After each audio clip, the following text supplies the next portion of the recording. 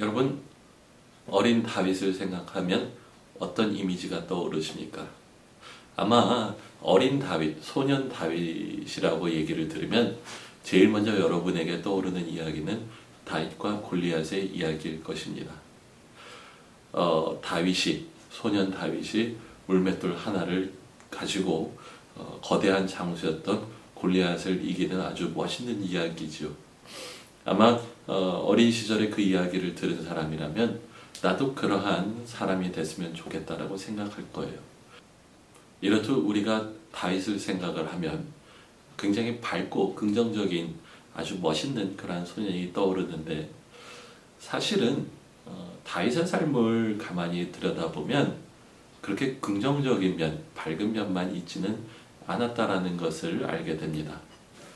사무엘상을 보게 되면 사무엘이 이새를 찾아와서 그 온 가족 식구들을 만나고자 하는 그러한 장면이 나옵니다. 이새는 그때 아들이 8명이 있었어요. 다윗을 포함해서. 그런데 이상하게 사무엘이 그 식구들을 보자고 했을 때, 또 특별히 그 아들들을 보자고 했을 때, 이새는 다윗은 빼놓고 그의 형 7명만 사무엘에게 보여주는 장면이 나온다는 거예요. 사무엘이 물론 나중에 물어서 이 7명 말고 또 다른 아들이 없느냐라고 물을 때, 그제서야 이새는 막내가 있기는 합니다. 그런데 지금 그 막내는 집에 없고 들에 나가서 양을 치고 있어요 라고 그렇게 대답하는 장면이 나와요. 전 그 장면을 보면서 참 이상하다라는 생각이 들었어요. 왜냐하면 사무엘은 그 당시에 가장 이스라엘에서 존경을 받던 인물이고 가장 큰 영향력을 가지고 있었던 사람이에요. 어느 정도의 영향력을 가졌냐 하면 그가 기름을 부으면 왕이 되기도 하는 그 정도의 큰 영향력을 가지고 있었던 분이라는 거예요. 여러분, 가만히 생각을 해보세요. 우리 집에 그렇게 귀한 분이 오셔서 네 아들들을 다 보고 싶다라고 얘기를 한다면, 정신이 제대로 박힌 아버지라면 아들이 들판에서 양을 치고 있더라도 사람을 보내서 반드시 그를 데리고 왔어야 했을 거라는 거예요. 근데 어떻습니까? 다윗은 데리러 올 생각도 안 했다라는 거예요. 그 형들만 사무엘에게 보여주려고 했다라는 거예요. 그걸 가만히 생각을 해보면 이새가 그 아들을 사무엘에게 보여주지 않았다라는 것 자체가 굉장히 이상하다라고 생각하게 됐다라는 거예요. 사무엘상 17장에는 이스라엘이 블레셋과 전쟁하는 장면이 나와요. 그리고 이새도 그의 아들 3명, 위로부터 3명을 전쟁터에 보내는 장면이 나오는데, 그때 가장 어린 다윗을 시켜서 형들에게 먹을 것을 전해주게 하는 그러한 장면이 나옵니다. 자, 여러분 한번 생각을 해보세요. 어린 동생이 전쟁터로 찾아왔어요. 그럼 형들이 그 동생을 봤을 때 어떤 기분이 들어야 정상일까요?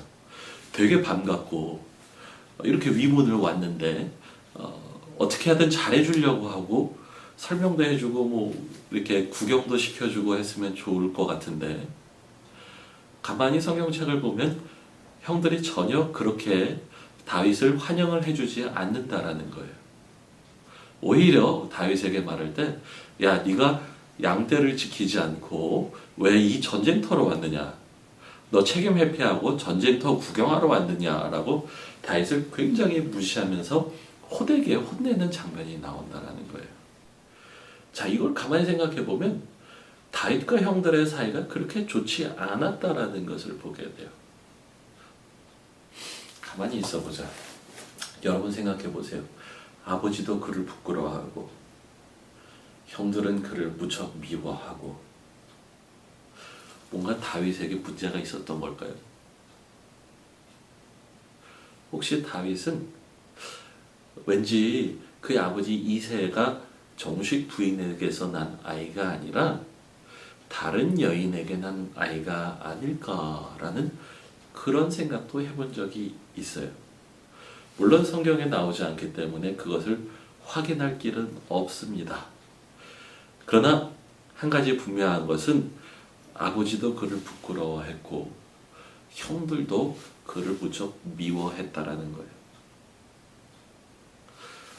아버지에게서 제대로 사랑을 받지 못하고 막내이지만 형들에게 귀여움도 받지 못한 그러한 어두운 면이 다윗의 소년 시절을 가득 채우고 있었다라는 거예요. 여러분, 사무엘상 16장에서 사무엘이 이새의 아들들을 그렇게 찾으려고 하는 장면을 가만히 보면서 제가 이런 생각을 해봤어요. 아니, 이새가 8명이나 아들이 있었어요. 막내 다윗은 군대로서 전쟁터에 나가지도 못할 정도로 어린 아이였다라는 거예요. 아마 10대 초반의 아이였을 거예요. 그런데 가장 집에서 굳은 일 중에 하나인 양떼를 치는 것을 누가 했습니까? 다윗이 했다라는 거예요. 뭔가 다윗은 그 가족 안에서 가족 취급도 제대로 받지 못하고 천대받고 어떤 면에서 사람 대접을 제대로 받지 못했던 그러한 아이라는 것을 알게 됩니다. 그래서 그런지는 모르겠지만 다윗이 이렇게 성인이 되어서 사는 그 삶을 가만히 보면요, 그는 사실은 여자 관계가 대단히 복잡한 것을 보게 돼요. 근데 왜 그렇게 여자 관계가 부족했을까 생각을 해볼 때 어쩌면 그가 어린 시절에 가족에게서 사랑을 받지 못해서 그랬던 거 아닌가라는 그러한 생각도 해보게 됩니다.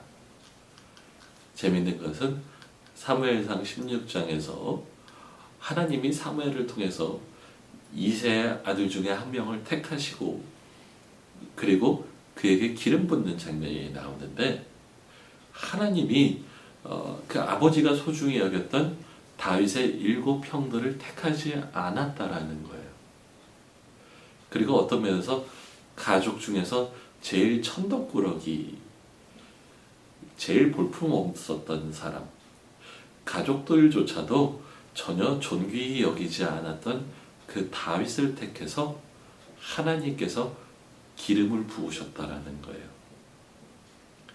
여러분, 존귀라는, 존중이라는 그러한 말을 여기서 저는 생각을 해봅니다. 존중이 여기다, 혹은 누구누구에게 명예를 준다라는 말은 그 사람이 얼마나 가치가 있는 사람인가를 표현하는 것입니다. 그게 개인적인 관계에서는 존중해 주는 것이고요. 그리고 사회적인 그러한 장소에서는 명예를 수여하는 그러한 것으로 받아들이게 되는데, 가만히 존중해 준다 혹은 명예를 준다라는 그 말을 생각을 해보면 그 사람이 얼마나 가치 있는 사람인가를 말하기 이전에 그 존중을 받는 그 사람, 명예를 받는 그 사람이 자기가 얼마나 가치 있는 존재인지를 먼저 증명해야 되는 것이 우리 사회의 일상적인 관념입니다. 그렇죠? 뭔가 존중받을 만한, 존경받을 만한 그러한 거리가 있어야만 존경을 표현할 거 아닙니까? 예를 들면 정말 국민 배우가 될 정도로 외모도 뚜렷하고 인격도 훌륭하고 연기도 굉장히 잘 한다든지, 아니면 어려운 환경 가운데서도 열심히 공부해서 좋은 학교에 수석으로 합격을 한다든지, 혹은 어려운 가운데서 맨손으로 딛고 일어나서 훌륭하게 자기 기업을 일으킨다든지, 나라가 어려울 때 나라를 잘 이끌어 나가는 그러한 지도자가 된다든지, 훌륭한 교사가 된다든지, 뭐 그렇게 우리가 보기에도 존경스러운 면이 그 사람 안에 있어야 우리가 그를 존중하고 그리고 사람들 앞에서 명예를 수여하는데요.